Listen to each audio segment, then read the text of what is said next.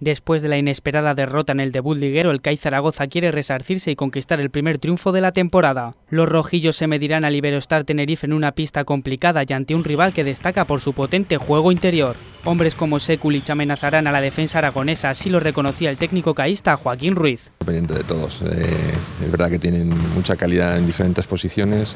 Es cierto que en los partidos de preparación y el último día pues son jugadores que están jugando muy bien y que son importantes para su equipo, pero puede salir Ricardo y hacerte daño, puede salir Rodrigo y hacerte daño, lo puede hacer Beirán, Levi Ross, o sea, mucha gente. Muchos nombres propios, pero una sola idea: olvidar el pequeño varapalo recibido en la primera jornada. En esa línea, Joan Sastre destaca las ganas que tiene el vestuario de revertir el inicio. Sí, tenemos bastantes ganas ya de jugar el partido, ¿no? A quitarnos la derrota que tuvimos aquí en casa contra la Juventud, que fue una derrota bastante dura por parte nuestra, ¿no? Teníamos el partido más o menos controlado, ¿no? Ellos se quedaron sin pivots y empezaron a jugar con todos exteriores y anotaron mucho desde fuera y nos dolió bastante esa derrota y queremos resarcirnos de la derrota en Tenerife.